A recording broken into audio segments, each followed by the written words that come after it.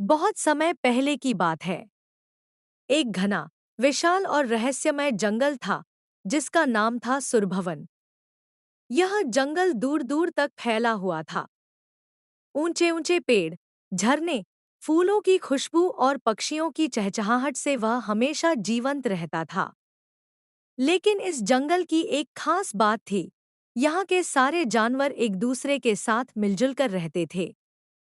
यहाँ का राजा कोई शेर नहीं था, जैसा अक्सर होता है, बल्कि एक भालू था, बलराम भालू। बलराम बड़ा ही समझदार, शांत और दयालु था। उसका शरीर तो मजबूत था ही, पर उससे भी मजबूत थी उसकी बुद्धि और न्यायप्रियता। जंगल के सभी जीव, चाहे छोटे हों या बड़े, उस पर भरोसा करते थे। कोई विवाद होता तो सब कहते, चलो बलराम राजा के पास चलते हैं, वही सच्चा फैसला करेंगे। हर सुबह बलराम अपनी गुफा से निकलता, नदी किनारे बैठकर सूरज की पहली किरण का स्वागत करता। वह कहता, धन्यवाद प्रकृति, हमें एक और दिन दिया है। फिर वह जंगल में घूमता, जानवरों की बातें सुनता, किसी के बच्चे बीमार हो तो दवा की व्यवस्था करता, कहीं पेड़ गिरा हो तो हाथियों से मिलकर नया पेड़ लगवाता। वह सिर्फ राजा नहीं, बल्कि सबका मित्र था। एक दिन सुबह सुबह जब बलराम नदी किनारे घूम रहा था, उसने देखा कि कुछ बंदर पेड़ों पर जोर जोर से चिल्ला रहे हैं। उसने पूछा, क्या हुआ? क्यों इतना शोर मचा रखा है? सबसे बड़ा बंदर बोला, महाराज, देखिए, हमारे फलों के पेड़ों से कोई रात में फल चुरा ले जाता है। हर सुबह हमें खाली डालियां मिलती हैं। बलराम ने शांत होकर कहा, चिंता मत करो, आज रात मैं खुद पहरा दूंगा। उस रात चांद पूरा था। जंगल में चांदनी बिखरी हुई थी। बलराम एक बड़े आम के पेड़ के पास छिपकर बैठ गया। आधी रात बीती और तभी झाड़ियों में कुछ हलचल हुई। धीरे धीरे एक साया निकला, वह था नीलकंठ सियार।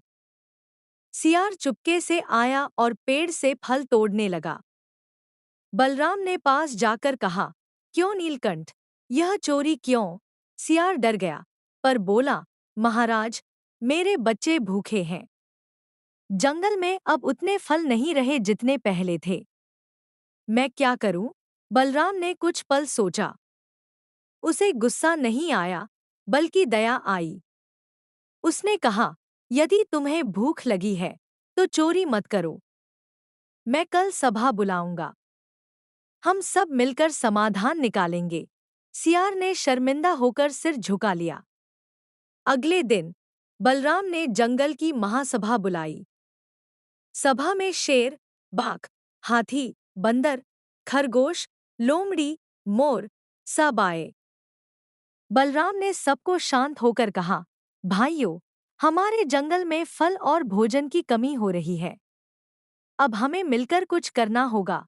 बंदरों ने कहा, पहले तो हर पेड़ फल से लदा रहता था, अब तो कई पेड़ सूखने लगे हैं।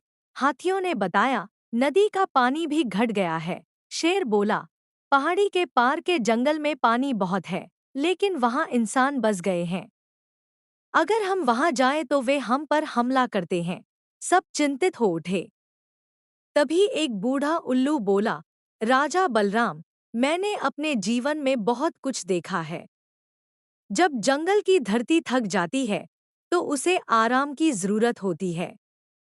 हमें उसे फिर से हरा भरा बनाना होगा। बलराम ने सिर हिलाया, सही कहा, बुजुर्ग उल्लू।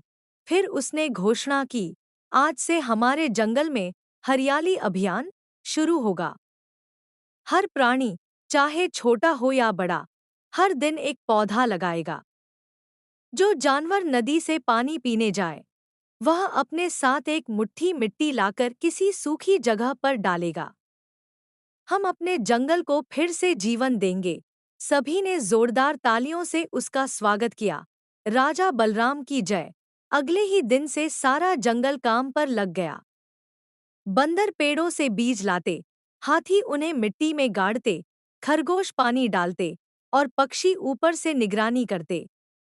धीरे धीरे जंगल फिर से हरा होने लगा। लेकिन कुछ जानवरों को मेहनत पसंद नहीं थी। उनमें से एक था भूखा बाघ। बाघ बोला, राजा भालू तो हमें काम में लगा रहा है, लेकिन इससे क्या होगा? पेड़ लगाकर हमें क्या मिलेगा? हमें तो बस मांस चाहिए, भोजन चाहिए। उसने कुछ आलसी जानवरों को उकसाया, चलो, हम अपने लिए नया इलाका ढूंढते हैं, जहां हमें आसानी से शिकार मिले। रात के अंधेरे में बाघ और उसके साथी जंगल के पूर्वी छोर की ओर निकल पड़े। पर वह इलाका इंसानों के गांव के पास था। वहां खेत थे, बकरियां और मुर्गियां थी। पहले तो उन्हें मजा आया, लेकिन इंसानों ने यह सब देखा तो उन्होंने जाल बिछा दिए। अगली सुबह जंगल में खबर आई, बाघ फंस गया। सारा जंगल घबरा गया।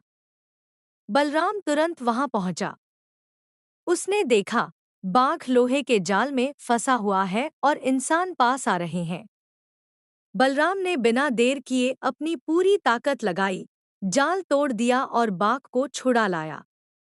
इंसान डरकर पीछे हट गए। जब बाघ होश में आया तो उसने शर्मिंदा होकर कहा, महाराज, मैं आपकी बात नहीं मान सका। आपने मेरी जान बचाई।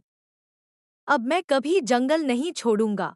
बलराम मुस्कुराया, गलती हर किसी से होती है, लेकिन सच्चा राजा वही होता है जो दूसरों को माफ करना जानता है।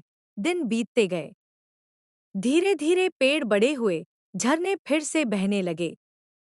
फूल खिले, फल पके और जंगल में जीवन लौट आया। पर तभी एक और समस्या सामने आई, जंगल के दो हिस्सों में विवाद। जंगल का उत्तरी भाग कहता था कि वे ज्यादा काम करते हैं, इसलिए उन्हें ज्यादा फल मिलना चाहिए। दक्षिणी भाग कहता था कि सब बराबर हैं। झगड़ा बढ़ता जा रहा था। बलराम ने फिर सभा बुलाई और सबको शांत किया। उसने कहा, जब हमने जंगल को हरा किया था, तब किसी ने नहीं सोचा कि कौन उत्तर का है और कौन दक्षिण का। हमने साथ मिलकर मेहनत की थी। जंगल किसी का नहीं, यह हम सबका है। और जब तक हम साथ रहेंगे, जंगल भी हमारा रहेगा। उस दिन से जंगल के जानवरों ने साझा भंडार बनाया, जहां सभी मिलकर भोजन और फल रखते, ताकि किसी को कमी न हो। साल भर बाद, जब हर पेड़ पर नए पत्ते निकले, बलराम ने प्रकृति उत्सव मनाने का फैसला किया। उस दिन सब जानवर सजे हुए थे। मोर ने नाच किया, तोता गीत गा रहा था, बंदरों ने पेड़ों पर झूले डाले और हाथियों ने नदी में खेल का आयोजन किया।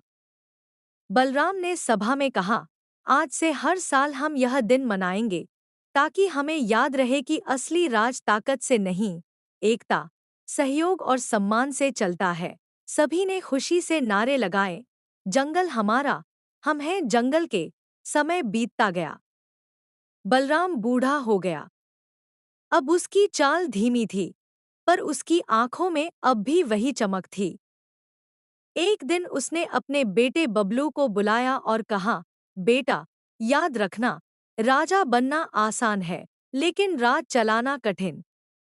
राज वह नहीं जो दूसरों पर हुकूमत करे, बल्कि वह जो सबके दिल में जगह बनाए। जंगल का असली राज यह है कि हर जीव, चाहे छोटा हो या बड़ा, बराबर है।